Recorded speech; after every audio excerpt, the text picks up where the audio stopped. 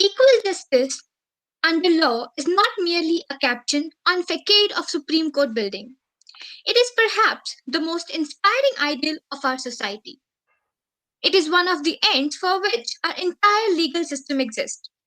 It is fundamental that justice should be same in substance and availability, without regard to economic status. Good afternoon, sir. I welcome you to this discussion session where we shall discuss upon the state legal services. Thank you very much, Jasmine, and thank you for giving me this opportunity. We are privileged to have you here, sir, for this discussion session. Thank you. The very first question for you is, what has been your experience in the state legal services? Right. First of all, thank you very much, Asha Akanksha foundation का, जिन्होंने मुझे बुलाया इस topic पे बात करने के लिए। स्टेट लीगल सर्विसेज अथॉरिटीज में काम करना अपने आप में एक बहुत ही अच्छा एक्सपीरियंस है, क्योंकि यहाँ आप एक जॉब तो कर ही रहे हैं, साथ में आप एक सोशल सर्विस भी कर रहे हैं, क्योंकि जहाँ आप ऐसे लोगों की हेल्प करते हैं जो आप कह सकते हैं मार्जिन पे हैं, या जो अंडर प्रिविलेज्ड हैं, है ना, जिनको सच में सहायता की आवश्यकता है, जरूरत है, और हम उनकी हेल्प कर रहे हैं। एक ये जॉब भी है, एक सोशल वर्क भी है, सो दोनों काम साथ साथ हो रहे हैं। इसलिए मैं 2015 से स्टेट लीगल सर्विसेज अथॉरिटी में जॉब कर रहा हूँ, तो मेरा एक्सपीरियंस बहुत अच्छा है। एक पर्सनल सेटिस्फेक्शन मिलता है हमें काम करके जब हम किसी की हेल्प करते हैं।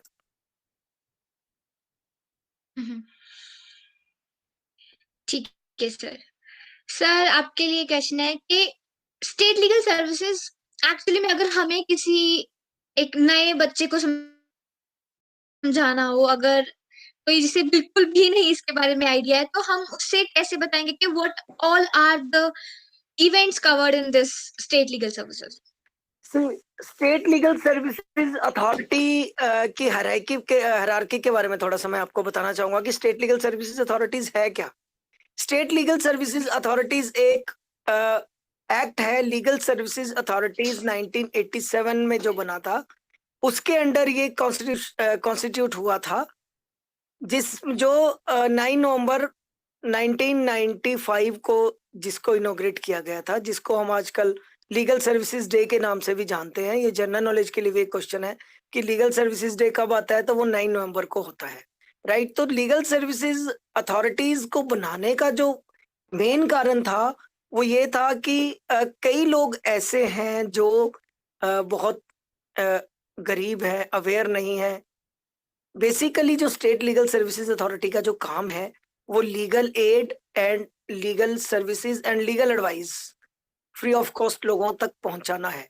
किसी का भी जो राइट है वो वायलेट ना हो, और किसी को भी कोई अगर लीगली इशू है तो लोगों को समझ नहीं आता कि वो कहाँ जाएं, है ना। तो उन सबको हेल्प करने के लिए जो है लीगल सर्विसेज अथॉरिटीज एक्ट 1987 में बना।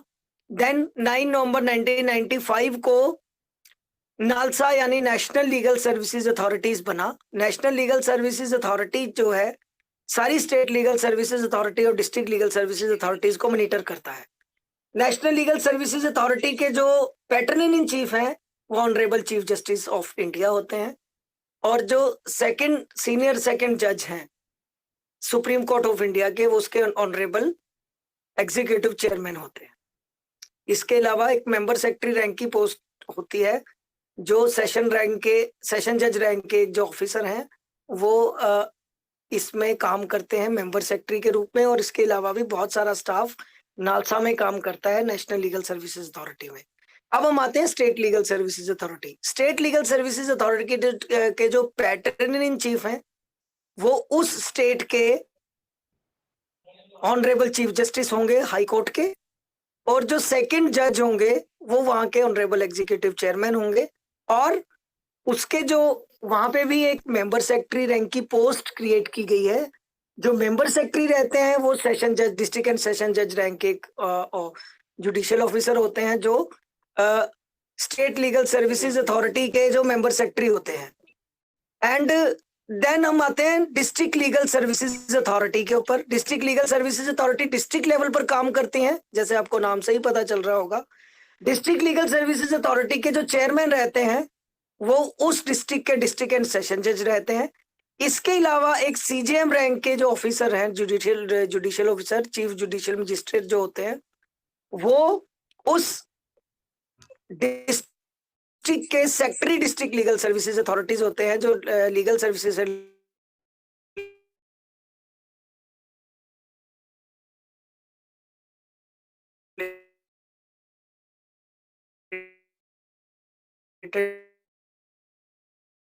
से कि बाकी सर्विसेज को गांव तक पहुंचाने का। तो ये तो इसकी एक हाईलाइट काम है, वो देखते हैं का लेवल सर्विसेज है क्या, इसका जो एक पैटर्न है, जो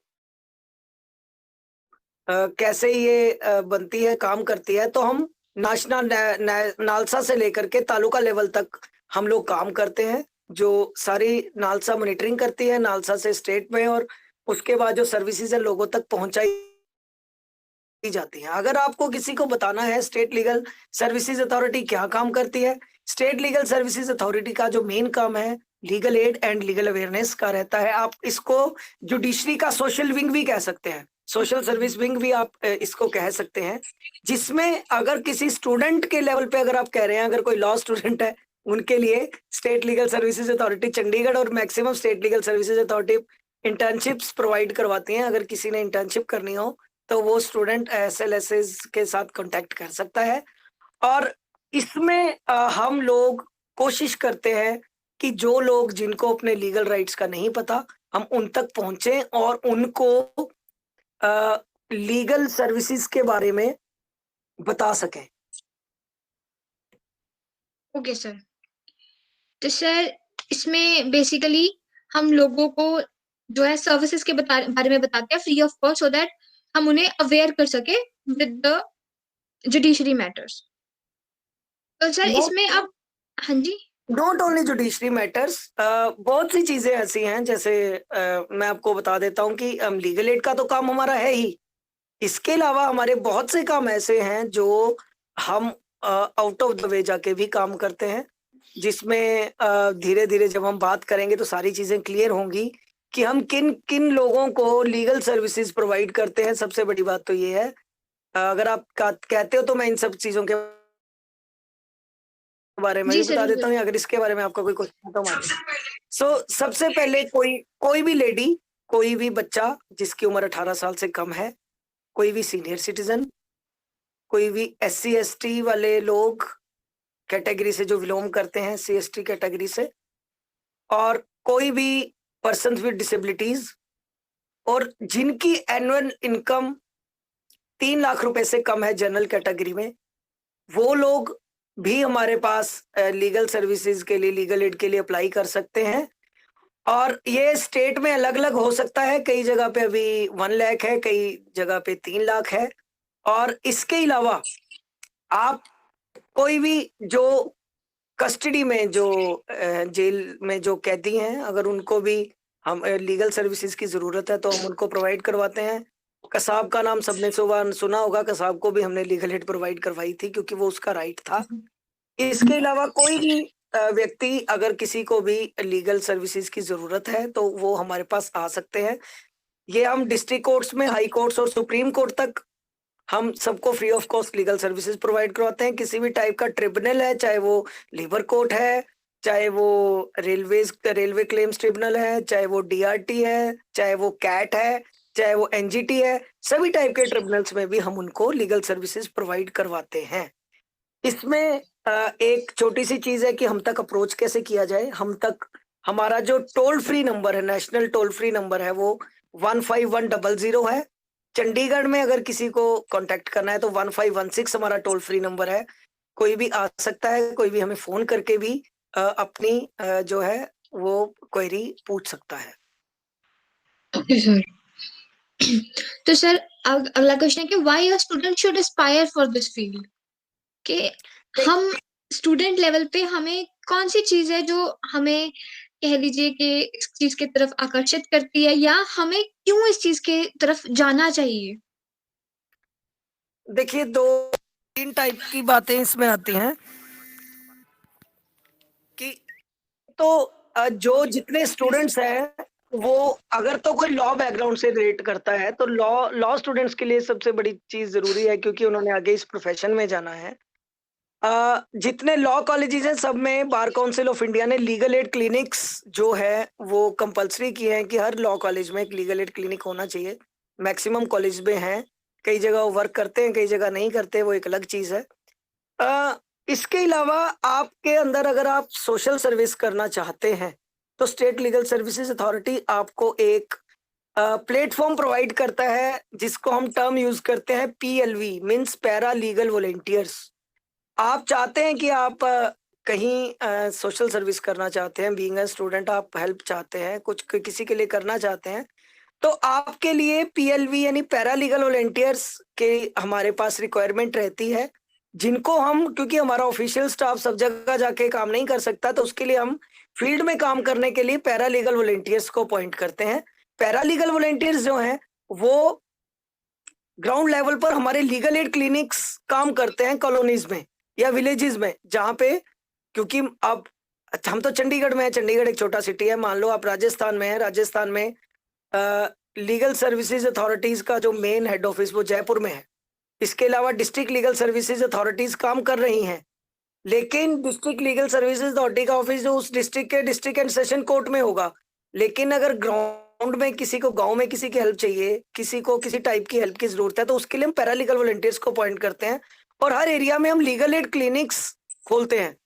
लीगल एड क्लिनिक्स का काम ये होता है कि जैसे आपको प्राइमरी लेवल पे कहीं किसी को हेल्प की जरूरत है, किसी को कोई फॉर्म भरवाना है, किसी को कोई एप्लीकेशन लिखवानी है, किसी को कोई और जरूरत है, कोई लीगल एडवाइस वहां पे ही चाहिए, हम उसमें पैरालीगल वॉलंटियर्स और मेंटोर्स को अपॉइंट करते हैं। जो मेंटोर्स होते हैं वो लीगल प्रोफेशनल्स होते हैं, वो एडवोकेट्स होते हैं कि अगर एट द स्पॉट किसी को किसी टाइप की लीगल एड या लीगल सर्विस की जरूरत है तो वो फ्री ऑफ कॉस्ट वहां पे जाके उस एरिया के लीगल एड क्लिनिक में आप लोग वहां पे जाके उनसे हेल्प ले सकते हो। तो स्टूडेंट्स के लिए सबसे बड़ा बेनिफिट ये है। दूसरी चीज ये है कि हमने हर स्कूल्स में और कॉलेजेस में लीगल लिटरेसी क्लब्स ओपन किए हैं ताकि लोगों को लीगल सर्विसेज अथॉरिटीज के बारे में जानकारी मिले। लीगल लिटरेसी क्लब्स में हम एक स्कूल का जो क्लब इंचार्जेस हैं वो टाइम टू टाइम हम ऐसी एक्टिविटीज रखते हैं जो एसएलएसएस और डीएलएसएस के बारे में उनको बच्चों को जानकारी मिले और उसमें वो बच्चे एसएलएसए और डीएलएसए के बारे में अवेयर रहें बीइंग अ स्टूडेंट। तीसरी बात ये है कि आप नहीं करना चाहते, पैरालीगल वॉलंटियर्स नहीं बनना चाहते, कम से कम आप स्कीम्स के बारे में अवेयर होंगे कि अगर आपको कल को किसी की आपके पड़ोस में ही किसी की हेल्प करनी पड़े। डोमेस्टिक वायलेंस एक बहुत बड़ी चीज है, आपके आस पड़ोस में कहीं डोमेस्टिक हाँ जी। वायलेंस हो रही है तो आप किसी भी लेडी को अवेयर कर सकते हो आपके पड़ोस में कि आपको कहीं जाने की जरूरत नहीं है। आपको वकील अगर आप नहीं अफोर्ड कर सकते, बहुत महंगे खर्चे हैं, अगर आप नहीं अफोर्ड कर सकते तो आप डीएलएसए एसएलएसएस में जाइए, वहां से आपको फ्री ऑफ कॉस्ट आपका केस लड़ने के लिए आपको एडवोकेट मिल जाएंगे। अगर आप ये इस चीज के लिए भी स्टूडेंट्स अवेयर रहेंगे तो आपने नहीं अपने साथ साथ कई लोगों की हेल्प कर सकते हैं। जी सर। तो sir, how a student can get into these services? मतलब अगर कोई लॉ स्टूडेंट है तो इसके लिए प्रोसीजर क्या होता है to be part of legal services? सबसे पहले आप अपने डिस्ट्रिक्ट की डीएलएसए यानी डिस्ट्रिक्ट लीगल सर्विसेज अथॉरिटीज का ऑफिस सर्च कीजिए, वो कहाँ पर है। आप वहां पे जाइए, एक सिंपल आपको फॉर्म भरना होता है। जहाँ पे आप जाएंगे वो आपको पैरालीगल वॉलंटियर अपॉइंट कर लेंगे।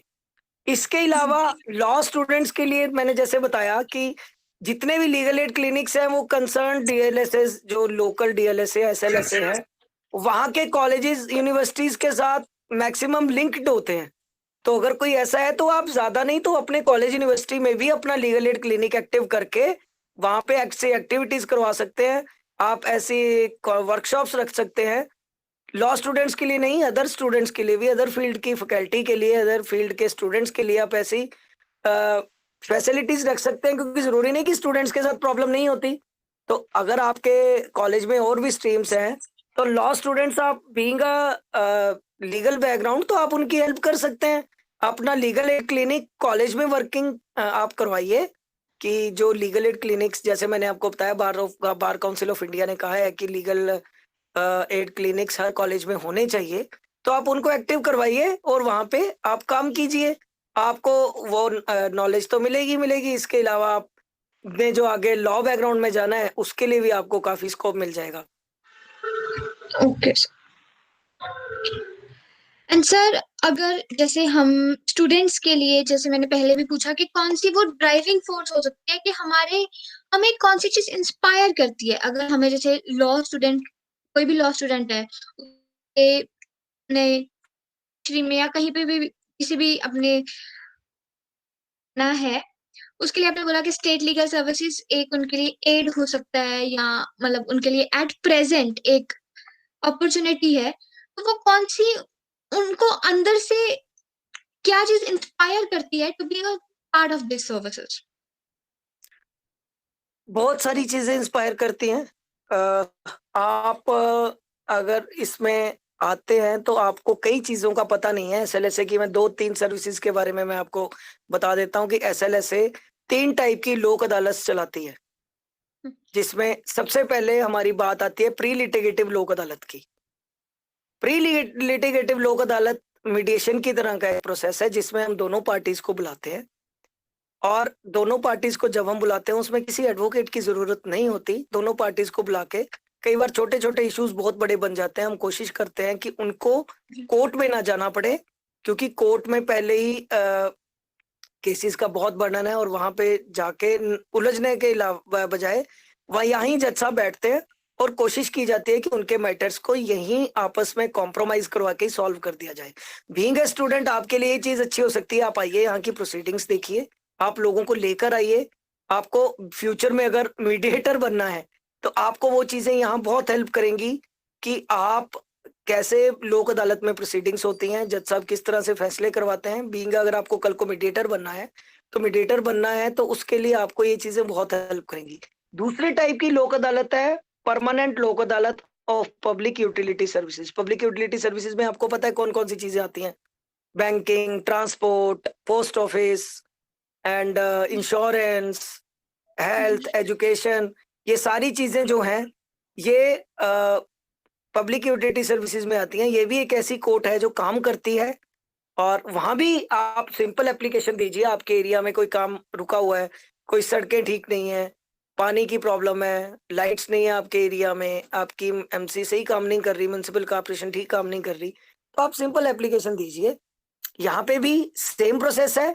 जज साहब बैठते हैं और 3 मेंबर होते हैं जो अ, फैसला करवाने की कोशिश करते हैं। दोनों पार्टीज में बुलाया जाता है कंसर्न डिपार्टमेंट के जो भी कंसर्न ऑफिसर है उनको बुलाया जाता है।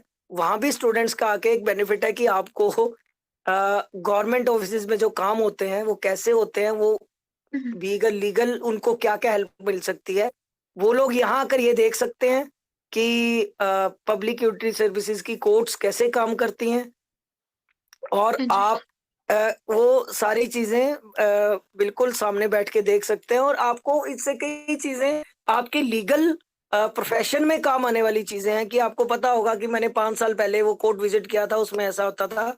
आप किसी और की हेल्प कर सकते हो उसमें आने के लिए। तीसरी चीज है नेशनल लोक अदालत। उसके बारे में आपने सुना होगा। नेशनल लोक अदालत हर सेकंड सैटरडे को पहले लगाई जाती थी, अब साल में 2 या 3 नेशनल लोक अदालत होती हैं, जिसमें कोशिश किया जाता है कि केसेस का निपटारा ज्यादा से ज्यादा जल्दी तरीके से किया जाए। वैसे जो लोग एडवोकेट्स हैं वो जानते ही हैं कि कोर्ट्स में कितना टाइम लगता है, तो नेशनल लोक अदालत भी एक अच्छा कंसेप्ट है। नेशनल लोक अदालत में भी हम कोशिश करते हैं कि मैक्सिमम जितने केसेस हैं उनको सॉल्व करवाने की कोशिश की जाए। स्टूडेंट्स उनके बारे में भी जाने कि नेशनल लोक अदालत जो है वो सिर्फ चालान छुड़वाने के लिए नहीं है, उसमें और भी तरह के कई काम होते हैं। मैक्सिमम यही होता है कि चालान छुड़वाना है तो नेशनल लोक अदालत जिस दिन लगेगी तो हम चालान अपना छुड़वा लेंगे। तो और भी बहुत सारी चीजें हैं। स्टूडेंट्स के लिए ये चीजें बड़ी अच्छी होने वाली हो सकती हैं कि अगर वो SLSA, state legal services authority और डिस्ट्रिक्ट लीगल सर्विसेज अथॉरिटी से जुड़ते हैं तो उनको ग्राउंड लेवल पर काम करने का बहुत अच्छा मौका मिलता है। ठीक है सर। सर, जैसे आपने बोला कि जो हमारे ऐसे माइनर लेवल के कोर्ट्स सॉर्ट्स ऑफ होते हैं जहाँ पे जज साहब बैठते हैं और आपस में जो भी कोई डिस्प्यूट होता है उसे कॉम्प्रोमाइज करके ही सॉल्व करवा दिया जाता है, तो अगर कोई ऐसा केस है जहाँ पे वो कॉम्प्रोमाइज नहीं कर रहा है कोई इंसान, तो क्या वो कोर्ट में कहाँ, मतलब वो कोर्ट में फिर आगे प्रोसीडिंग उसकी कैसे होती है, वो क्या उसका आगे क्या किया जाता है उसके उस केस का, अगर कोई कॉम्प्रोमाइज नहीं कर पाता है तो? देखिए, कोशिश तो यही रहती है कि हम अपने लेवल पे उसको समेटने की कोशिश करते हैं, कॉम्प्रोमाइज़ करें, अगर नहीं होता, तो हम अपनी तरफ से एक बार मीडिएशन में भी उस केस को भेजते हैं। आप बीइंग अ लॉ स्टूडेंट्स जानते हो कि मीडिएशन क्या चीज़ होती है। अगर वो मीडिएशन में भी बात नहीं बनती है, तो फिर हम उनको लीगल एड देते हैं कि आप जाइए कोर्ट में अपना केस लड़िए। फ्री ऑफ कॉस्ट हम उनको एडवोकेट प्रोवाइड करवा देते हैं और वो लोग फिर आगे जाके free legal aid through free legal aid वो लोग आगे अपना केस परस्यू कर सकते हैं। ठीक है sir. Thank you so much sir, this has been a very informative session with you. Thank you very much Jasmine. मुझे भी बहुत अच्छा लगा कि आशा आकांक्षा फाउंडेशन ने आज मुझे बुलाया और अपने व्यूज रखने का मौका मिला। वैसे SLSA state legal services authority के बहुत सारे ऐसे काम हैं जो अभी तक मैंने आपको बताए नहीं, और स्टूडेंट्स इन सारी चीज़ों के बारे में जब जानेंगे और आएंगे। और मैं बताना चाहता हूँ, जैसे मैंने आपको बताया, एक बार फिर रिपीट कर देता हूँ, हमारा जो टोल फ्री नंबर है वो 15100 नेशनल लेवल पर, और 1516 स्टेट चंडीगढ़ का जो नंबर है 1516 है, वहाँ बात कर सकते हैं। इसके अलावा हमारे फ्रंट ऑफिसेज हैं, वहाँ पे भी आप वर्किंग डेज में 10 to 5 आए, और वहाँ पे भी अगर किसी को कोई जरूरत पड़ती है तो आप आ सकते हैं। और जो चंडीगढ़ के बाहर हमारे इस वीडियो को देख रहे हैं, वो अपने डिस्ट्रिक्ट की डिस्ट्रिक्ट लीगल सर्विसेज अथॉरिटी को सर्च करें, वहाँ जाएं और उनकी स्कीम्स का फायदा उठा सकते हैं। Thank you so much sir. Thank you very much.